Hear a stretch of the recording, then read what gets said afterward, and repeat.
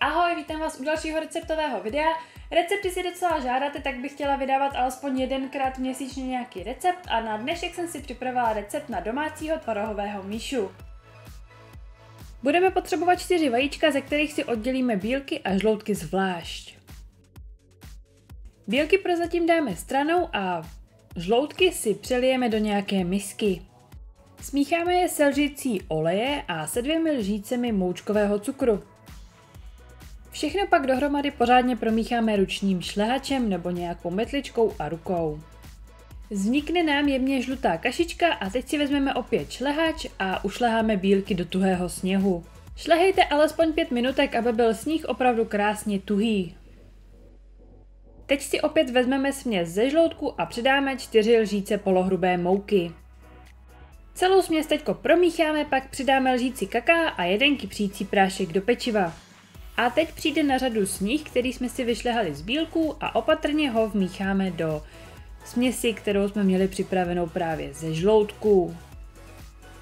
Připravenou směs nalijeme do pečící formy a dáme péct. Pečeme zhruba 20 minut na 180 stupňů, samozřejmě zkoušejte, záleží na troubě.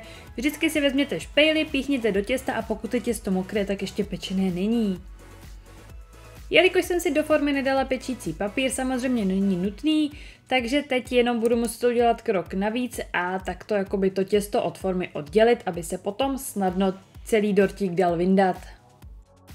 V dalším kroku si připravíme tvarohovou směs, budeme potřebovat 2 kysané smetany.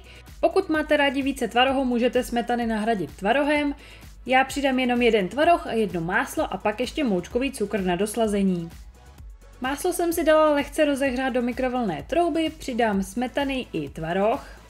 Přidejte moučkový cukr podle chuti, nakonec všechno rozmixujte, aby jsme měli hladkou směs. V dalším kroku dáme tvarohovou směs na vychladlé těsto, necháme trošku stuhnout a mezi tím si připravíme čokoládu na polevu na vršek tohoto dezertu. Hořkou čokoládu rozehřejte ve vodní lázni s troškou másla a mléka a nalejte ji na připravený dezert, nechte potom stuhnout nejlépe v ledničce alespoň hodinku a pak můžete servírovat.